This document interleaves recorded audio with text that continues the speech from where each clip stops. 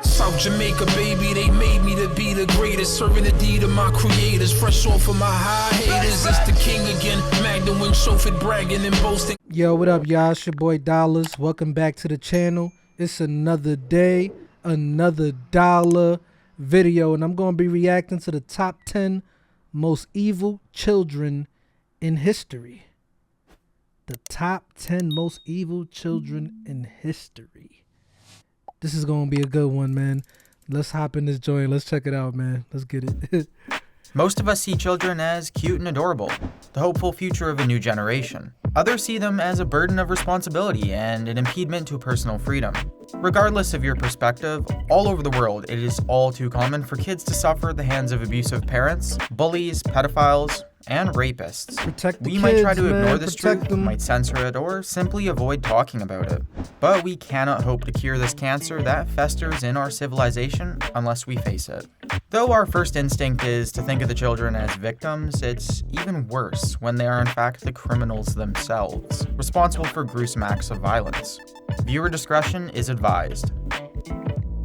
They must think, you know, for kids Number to do 10, shit like that, Joshua Phillips. they must think it's a In game. early November of 1998, 14-year-old Joshua Phillips played baseball with his 8-year-old neighbor, Maddie Clifton, outside of Joshua's home in Jacksonville, Florida. Shortly thereafter, Maddie's family reported her missing and police opened an investigation into her disappearance. Police suspected that Clifton's neighbor, Larry Grisham, who had been previously charged with sexual battery on 2 prior occasions and also failed a polygraph test when questioned. However, Grisham provided an alibi, and the police dropped the case after their investigation didn't really come up with any good evidence. Son, that must be tough. Like, you know, you're innocent of that crime, and you're the neighbor of the people it happens to, and you get questioned because of your prior history. And, you know, they can't really charge you because you had an alibi, but, you know, her family must be still looking at him funny, or like, you know, you don't know what to think. If you lose your child, you're gonna feel like, you know, anybody and anybody's responsible. So you're gonna look at everybody like a potential suspect, especially somebody that has that record, something like that. You're gonna look at them with the side eye. So, you know, for that person that was innocent and you get blamed, I think that's like the worst feeling, bro. I used to hate that shit. If I got blamed for something I never did, I'd rather get blamed for the shit that I know I did. Don't blame me for something I didn't do, because that's going to piss me off even more, you know? Community volunteers persisted in the search for Maddie, which included Joshua Phillips. The Clifton family handed out flyers at local events and so the kid that killed the little girl is actually helping search for her. Offered $100,000 as a reward, drawing the attention of America's Most Wanted, who planned to broadcast the story. About a week after the reported disappearance, Melissa Phillips was cleaning Joshua's room when she discovered a leak in her son's waterbed. She peeled away the electrical tape concealing the tear and discovered Maddie's body. Maddie's body was found nude from the waist down, but the autopsy showed no signs of a sexual assault.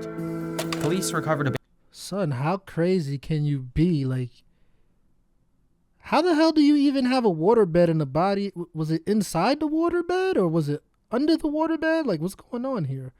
But imagine that. The mom is cleaning the room and you just stumbled upon a dead body. That gotta be a tough feeling, man, to know that your son did some shit like that. That's crazy. Let me bring this back. Maddie's body was found nude from the waist down, but the autopsy showed no signs of a sexual assault. Police recovered a baseball bat used to bludgeon Maddie and a knife that matched the 11 stab wounds on her face, neck, and chest. Joshua was tried as an adult and convicted of first-degree murder in a Polk County court. However, Joshua's age made him ineligible for the state death penalty. I was just about to say, give that little motherfucker the death penalty, bro. Give his little ass the death penalty, because that's OD, bro. You stabbed her in her face, neck, and instead sentenced him to life without parole. 14 years after the murder, the U.S. Supreme Court ruled in 2012 that sentencing convicted children to life imprisonment is unconstitutional. And in 2016, the court granted a retroactive appeal to re-sentence Joshua.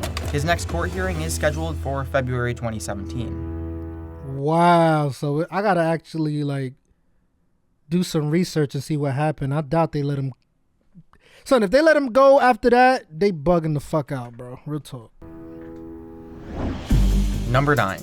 Daniel Petry. In 2007, 16-year-old Daniel Petry lived in Santa Catarina, Brazil.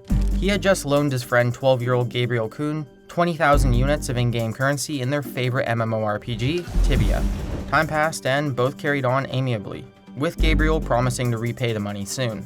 The Kuhn family chastised Gabriel for making friends with a boy they saw troubled and prone to angry outbursts, but didn't press the issue.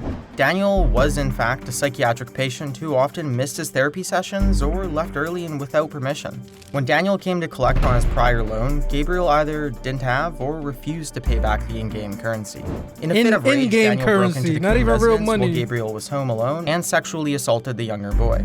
Reports vary as to the chain of events that ultimately escalated the conflict to violence, but one witness saw Daniel leave the Kuhn residence with blood all over him. When Gabriel's mother returned from work, she found her son lying in a pool of blood and no longer in one piece. Oh my God, so not only did you kill the kid, but you sexually assaulted him too? Oh, that's so disgusting, bro. I mean, they said he had psychiatric issues. So, I mean, you know, he's already crazy in the head, so you can't really blame him, but it's more than that, man. It has to be more than just him being crazy, bro, because to do some shit like that, I don't know, bro. The police report stated that Gabriel had been physically and sexually assaulted, with severe bruising around his neck from an attempted strangulation with a wire cable.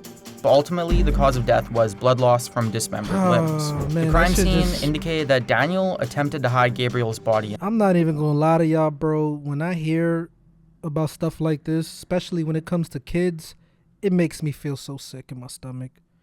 Like physically, my whole body feels ill because it's like, kids are precious, man. We're supposed to protect them. I hate to see shit like that, hear about shit like that. Even when there's like these high profile cases that happen where, you know, these kids get killed by their parents or go missing, I don't even want to know about it, bro, because I hate that shit. Like, I don't like to hear about that shit at all, bro, because it makes me so angry. And it's like, come on, these are kids, bro. They're angels. That's the one thing, even in the Bible, Jesus said himself, like, anybody that hurts kids, bro, you better off just tying a fucking rock around your neck and going in the ocean, bro.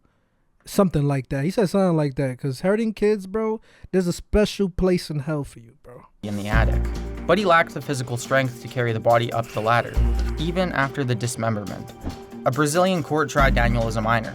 He received a 3-year prison sentence and got released in 2010. They let him out? Oh, hell no. Street Number justice. 8. Kipland Philip Kinkle. May 20th, 1998. At approximately... With a last name like Kinkle, I already expect you to be a weirdo. Kinkle. You know, no disrespect to anybody that's last name is Kinkle, but Kinkle, bro, come on, man. In 2010. It screams serial killer or some shit. Number 8. Kipland Philip Kinkle. May 20th, 1998. At approximately 8 a.m., 15-year-old Kipland Philip Kinkle had just been suspended for receiving a stolen weapon. I'm going to keep it 100 with y'all. These guys are teenagers, though. I thought we was going to, you know, they can be considered kids and children, but I thought this was going to be like kids that were like 5, 6, 7, 8 years old.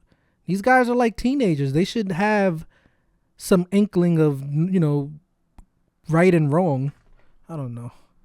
And bringing it with him to Thurston High School in Springfield, Oregon. Kipland was arrested and brought to the local police station where police charged him with 2 counts of possession. A year earlier, Kipland suffered a bout of depression that left his parents, Bill and Faith, very concerned about his state of mind. They took Kipland to psychologist Dr. Jeffrey Hicks, who prescribed Prozac and documented the steady progression of Kipland's treatment in the months that followed. Despite Kipland's improvement, he struggled to maintain healthy relationships with his parents and school friends. He developed a growing obsession with firearms and explosives.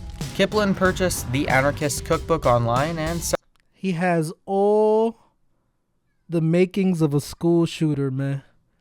You know what I'm saying? Like, if you know any teenagers that have any obsessions with guns, firearms, explosions, shit like this at a young age, bro, that's a flag. That's a red flag. That's a question mark.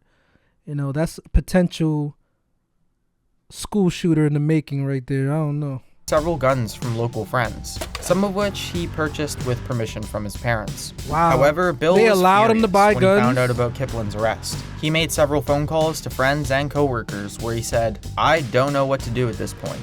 At noon that same day, Bill picked up Kiplin from the police station and drove him home. After arguing about the incident, Kiplin shot Bill in the back of the head with a .22 caliber Ruger rifle, then dragged the body into the bathroom and covered it with a sheet. Over the next few hours, several people called the Kinkle residence looking for Bill. Kiplin lied about his father's whereabouts. When Faith arrived home from work that evening, Kiplin shot her 6 times in the face and chest, and also covered her with a bedsheet.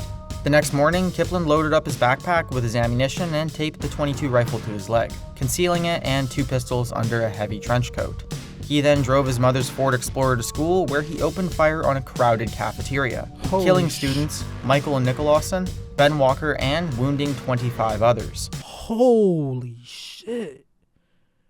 I didn't even think he was going to get that far, bro. I just thought that, you know, he killed his parents and they was going to find him and arrest him, but this kid actually did shoot the school up. Wow. I don't think I ever heard of this story either. We all know the popular ones, the Columbine. What was the other one that happened a couple years ago? I forgot when it happened. There was the other one that happened, but it was like the kindergarten one? I don't know, man. I don't like to talk about this shit. 5 students tackled Kiplin as he reloaded and pinned him to the ground until police arrived on the scene. That same day, Lane County sheriffs raided the Kinkle residence and found 2 live bombs, one in Kiplin's room and the other attached to his mother's corpse. Kiplin briefly pursued an insanity defense, but ultimately pled guilty to a laundry list of aggravated murder charges. He's currently serving 111 years in prison without the possibility of parole. Rest in peace to those. Number 7. All these people Lionel that died, Tate. man. July 28, 1999. Kathleen Grosset Tate was entrusted as a nanny to care for 6-year-old Tiffany Unick for the evening. Kathleen left Tiffany with her 12-year-old son, Lionel Tate, who were both watching television, and went upstairs to take a short nap. Approximately 45 minutes later, Lionel woke Kathleen to the chilling statement, "Tiffany's not breathing." Kathleen raced downstairs to find Tiffany's ravaged body, who had 35 separate injuries including broken bones, ruptured organs, and a cracked skull. Lionel told police that he was only imitating pro wrestling moves that he'd seen on TV, and didn't realize that he had mortally wounded the girl until she stopped moving. Child abuse experts thoroughly refuted Lionel's story, testifying in court that the injuries Tiffany sustained were the equivalent of a fall from a 3rd-story building. My whole thing is, okay, you're taking a nap upstairs, you don't hear none of this shit. I'm pretty sure the little girl was crying, screaming, loud. How the fuck you don't hear that? And that's my whole thing, like, yo, if you got kids, bro, you can't just leave them with anybody, bro. You can't just leave your kids with any fucking body, bro, because look at shit like this, bro. I don't care, like, I don't know, bro. If it's not me or the baby mama, then nobody's watching my fucking kids, bro. In 2001, Lionel's mother turned down a plea deal to reduce the charges to 2nd-degree murder, which would have sent Lionel to a juvenile detention center for 1 year and 10 years of probation. Instead, the case went to trial, and Lionel was convicted of 1st-degree murder, where Judge Joel Lazarus sentenced Lionel to life without parole, making the boy the youngest convict to receive a life sentence. In January of 2004, an appeals court overturned Lazarus's decision and allowed Lionel to take the aforementioned plea deal. A few months later, Lionel was found by probation officers out of his house and carrying a 4-inch knife. They elevated his house arrest status to 0 tolerance probation. 1 year later, Lionel robbed a pizza delivery guy with a firearm and stole 4 pizzas worth $33.60. Police arrested Lionel for gun possession and was sentenced to 30 years in prison for violating his probation, and 10 years for the robbery, though both terms are served concurrently. As of 2017, Lionel has 19 years left on his prison sentence. Should have not been out in the first place. Number 6. Andrew Golden and Mitchell Johnson. March 23, 1998. 11-year-old Andrew Golden and 13-year-old Mitchell Johnson had just had a conversation about their grades with one of their school teachers, Debbie Spencer, at Westside Middle School in Jonesboro, Arkansas. Mitchell politely responded to every question with "Yes, ma'am," "No, ma'am," though his friend Andrew is a bit distant and doesn't seem fazed by his B- score. Later, Debbie would tell reporters that she knew the boys were up to something, though she had no idea what. The following day, Mitchell stole his parents' car while Andrew broke into his grandparents' house and looted an unlocked weapons cache. The boys then drove to school and split up. Andrew attended school like usual, while Mitchell broke off into a nearby construction site that bordered a bushy forested area. Mitchell found suitable cover and proceeded to load and place the firearms within easy reach. At lunchtime, Andrew pulled a fire alarm and ran outside to meet up with Mitchell. As students and teachers filed out of the designated exits, the young boys opened fire with rifles and pistols, including a Remington 30-06 rifle and a Universal M1 carbine replica. 4 students were killed: Brittany Varner, Stephanie Johnson, Paige Ann Herring, Natalie Brooks, and one teacher, Shannon Wright, who... You see, the shit that gets me so upset with these fucking mass murderers, bro, is like, yo, bro, if you don't like your life, kill yourself. Why are you killing innocent people? Just take it out on yourself, bro. You don't gotta...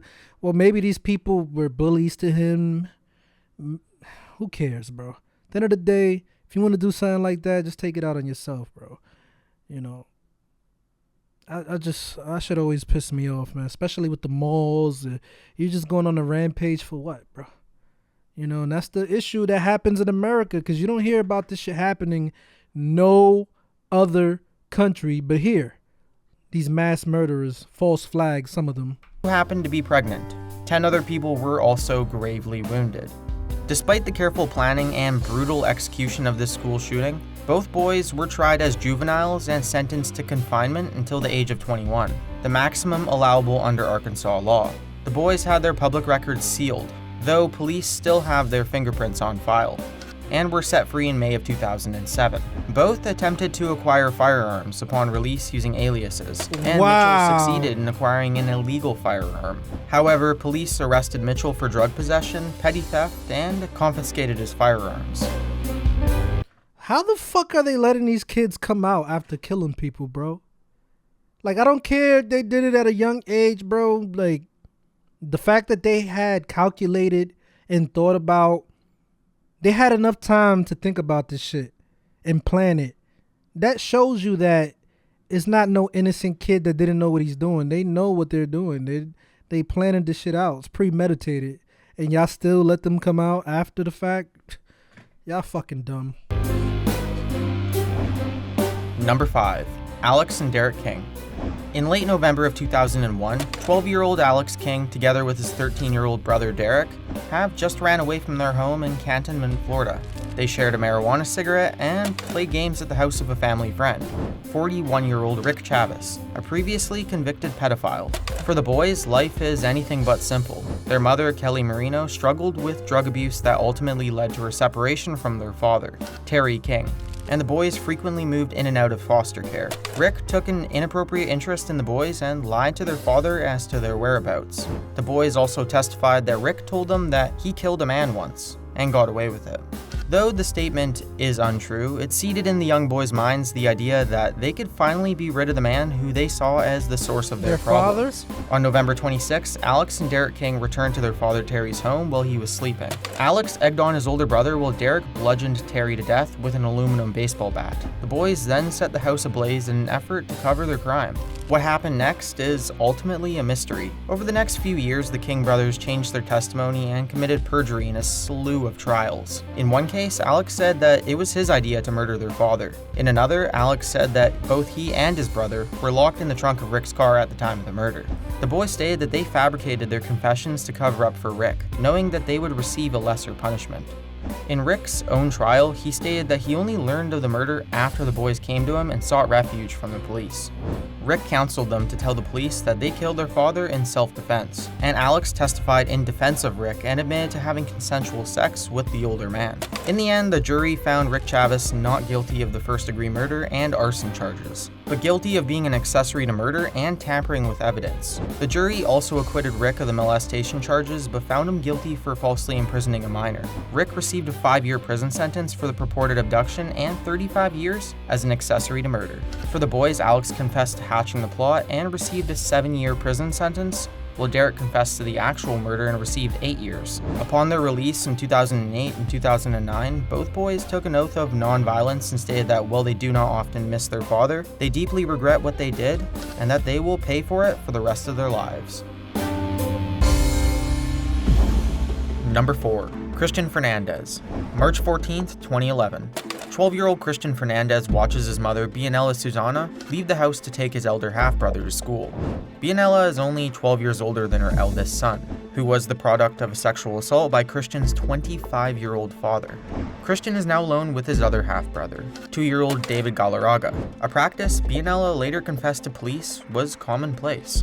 Anger bubbles beneath Christian's icy stare as he watches his mother disappear from sight. He turns to face David, who plays with toys next to an old bookshelf.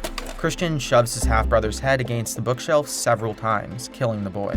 When police discovered the crime, Christian confessed in the interrogation room and said that he was thinking about his stepfather when he committed the crime, and that it had nothing to do with his younger brother. Less than a year earlier, Christian's stepfather, Luis Galarraga Bianco, shot himself in the head in front of his children before police could arrest him on child abuse and molestation charges. At the time, Christian was taken to the local emergency room to treat a massively swollen black eye, retinal damage, and a doctor's examination revealed extensive long-term sexual abuse. Oh my God, bro.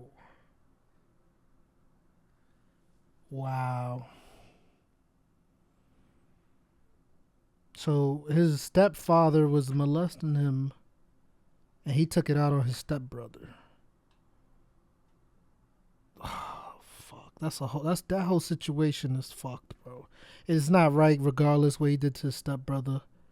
But damn, bro. This kid, that's a tough one right there. I don't know, man. The stepfather killed himself, so it's not like he could get the get back on him. That's crazy. Discovered the crime, Christian confessed in the interrogation room and said that he was thinking about his stepfather when he committed the crime, and that it had nothing to do with his younger brother. Less than a year earlier, Christian's stepfather, Luis Galarraga Bianco, shot himself in the head in front of his children before police could arrest him on child abuse and molestation charges. At the time, Christian was taken to the local emergency room to treat a massively swollen black eye, retinal damage, and a doctor's examination revealed extensive long-term sexual abuse. When the case went to trial, Christian was tried as an adult, charged with first-degree murder, and faced a life imprisonment without parole. However, Christian found sympathy with Judge Mallory Cooper, who threw out the interrogation tape because he deemed Christian incapable of understanding his Miranda rights and what it meant when he confessed without a lawyer or adult present. The prosecution then offered a plea deal for a reduced charge of manslaughter, which Christian accepted. Christian received a 7-year juvenile detention sentence and will be released in 2018. I don't know, bro. Like, how can y'all knowing? Like, I know he been through what he been through, but he killed an innocent child, bro. There's no type of like. That's up to God to forgive him, right? You know what I'm saying? God can forgive whoever he wants. If you really repent, if you're really sorry for what you did, you know, not just saying that you're sorry, but actually changing your life and reflecting it in your life and your actions, right? But like, I understand, but at the same time, it's like, yo, bro, killed an innocent kid, bro. That's already like, I don't know, man. It's tough. I wouldn't allow him to come out. I'm sorry. Number 3. Jordan Brown. In early 2009, 11-year-old Jordan Brown lives with his family in a peaceful farmhouse in New Beaver, Pennsylvania. It's early in the morning and Jordan's father, Chris, makes breakfast for his son and 2 stepsisters, while Kenzie Hauk, Chris's pregnant fiancée, sleeps in late. It's just a normal, boring day in the average life of an American family. After breakfast, Chris wishes his son a good day at school and reminds Jordan to finish moving his things out of his room. The expectant family planned to repurpose Jordan's old room for the newborn, and Jordan had been dragging his feet about it for the past few weeks. Running a little late, Chris hustles off to work before the children's school bus arrives. A short while later, there's a muffled pop from inside the farmhouse. The tree trimmers outside the house didn't notice anything. And when the school bus arrived, Jordan and his eldest stepsister board the school bus just as they do every single day. The bus peels away quietly, and approximately 45 minutes later, Kenzie's 4-year-old daughter Adeline ran out of the house screaming, "My mommy is dead." The nearby workmen ran in to help and notified the police. First responders discovered the body of Kenzie Hauk in her bedroom, killed by a single gunshot wound to the face. Her unborn child died of asphyxiation. Police discovered a discarded shell casing in the Browns' front yard that came from a 20-gauge youth shotgun found in Jordan's room. It was an Easter gift from his father. Police believe the shooter fired through a blanket to muffle. Why the fuck are y'all gifting y'all kids guns, bro? What the fuck is it? Leave it to Beaver? Like, y'all just give y'all kids guns for gifts like nothing? Like, I don't get it. The sound, explaining why the nearby witnesses heard no gunshot. Jordan was arrested soon after and remained in juvenile detention until the completion of his trial. Jordan was tried as a juvenile, and both he and his father, Chris, professed Jordan's innocence throughout the trial. Kenzie Houck's family remained unconvinced and encouraged the prosecution to press for the maximum punishment. Judge Damn, the father even was saying, yo, my son didn't do this shit. Who else would have did it, though? I don't think none of the little kids would have did it. You know what I'm saying? Who else would have did some shit like that? But damn, the dad, he's like, yo, he loves his son, man, because you killed his wife, but you still my son. I don't know.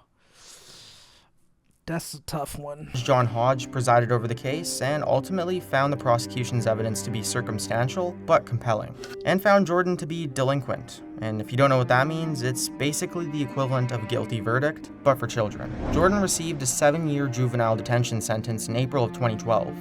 Over the next few years, numerous appeals were filed by Chris Brown in multiple courts, and he pressed for a retrial on the grounds of circumstantial evidence, but was denied. Throughout his incarceration, Jordan completed high school, and with the help of his father, secured a modest college fund. Jordan completed 5 years of his sentence and was released early in 2016 for good behavior and signs of rehabilitation. Jordan changed his name, but still lives in the same Pennsylvania county. The Houck family told reporters that they were appalled by the court's decision at the trial and at Jordan's release. And while they feel justice has not been served, they've let go of the pain and are just trying to move forward. Can I get like some type of reasoning? Can I get some, like, I just want to know why would you do it though? You feel me? Just like, what the was it an accident? Did he know what he was doing? Like, I want to know. Like, that shit is crazy. It boggles my mind, bro. And at the same time, again, somebody that's allowed to walk the streets after doing something so heinous. I don't get it. That's just fucked up. Number 2. Amarjeet Sada. In May of 2007, local villagers in Musahri, India, confronted 8-year-old Amarjeet Sada regarding the disappearance of a 6-month-old girl named Khushbu Devi. Locals knew the Sada family suffered their own personal tragedy, when only a year earlier they lost their 8-month-old daughter and 6-month-old cousin. Amarjeet happily recounted his tale to the concerned mother, casually describing how he bashed the infant's head in with a brick. He then led the villagers to the shallow grave, where the bereaved mother retrieved Khushbu's body and informed the police. When Bhagwanpur authorities investigated the murder and questioned Amarjeet's parents, who provided little information to what they regarded as a family matter. Since then, Indian authorities have been very secretive about the incident, partially because Indian law wouldn't allow Amarjeet to be arrested or convicted of a crime. However, authorities put Amarjeet in detention at a children's home until the age of 18. Psychoanalyst Shamshad Hussain found Amarjeet to be suffering from a conduct disorder where a severe chemical imbalance in his brain makes him behave in a sadistic manner. Sufferers from this disorder take great personal satisfaction from inflicting pain in others. Now that's the true definition of a serial killer right there. Even though he killed the baby, but yeah, those are signs of keep him out of society because he's gonna do it again. Amarjeet Sada is the youngest serial killer in the world and changed his name to Samarjit upon his release in 2016. Okay, serial killer? So was he responsible for the other 2 babies that disappeared? So 3 babies? Because they only said the one. But they did say his mom and dad were missing 2 kids, 2 babies earlier. They suffered their own personal tragedy, so... yeah, so he probably did all 3. According to doctors, his conduct disorder is manageable with medication and rehabilitation. Sure. Number 1. John Venables and Robert Thompson. February 12th, 1993. 10-year-olds John Venables and Robert Thompson skipped school to hang out at the New Strand shopping centre near Kirkby, England. They also stole batteries, a clockwork toy soldier, and even a bucket of paint. John and Robert walked past a TJ Hughes department store and attempted to coax a young child out of the store before the child's mother caught them and scared the boys away. It's then that they spot 2-year-old James Bulger, who wanders out of the doorway at an AR Times butcher shop.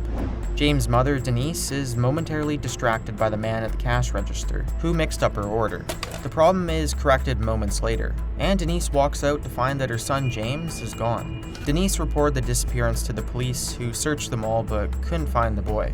2 days later, James Bulger's sodomized and brutally beaten body was found on the railroad tracks outside Liverpool. Police observed 42 separate injuries and concluded that James was already dead before the train ran him over. Numerous stolen items from the shopping mall were found at the crime scene, and by reviewing security camera footage, the police identified John and Robert as the abductors. After John and Robert had been arrested by police, both confessed during their interviews. John was convicted as a conspirator, sentenced to confinement until he reached adulthood, and was released in 2002. Robert was convicted as the murderer and confined to the Barton Moss Secure Care Center in Manchester until his release in 2001. In 2011, John Venables was arrested again on charges of downloading and sharing child pornography, but was granted early parole with yet another new identity when released in 2013. Despite receiving significant special care, online witch hunts for both boys are commonplace, and one man, Scott Bradley, was mistakenly identified as Robert Thompson. Scott faced allegations of suspected criminal action by civilians for a wide variety of claims, which left him extremely depressed. Scott Bradley took his life and cited the abuse as his reason for his suicide. James Bulger's parents, Denise and Ralph, have also been stalked online by anonymous abusers who leave taunting or threatening messages on their social media. Denise told reporters that she dreads the thought that one of the online trolls might be the real killers. That's fucked up. Damn. It just seems like they love releasing these kids back into society to make the same mistakes again. I mean, listen, bro. If you do some shit like that, to me, there is no redeeming qualities, bro. I'm never going to forgive you. And there should be some type of street justice or, like, don't come out. That's what I feel. But, yeah, man, this was interesting. I got to watch something more lighthearted after this because it's some heavy shit. But you guys let me know what y'all think about all of these kids in the comments down below. If there's any other videos like this y'all want me to do reactions to, let me know. If you're new to the channel, don't forget, drop a like, comment, subscribe. It's your boy Dollars. I'ma holla at y'all. I'm out of here.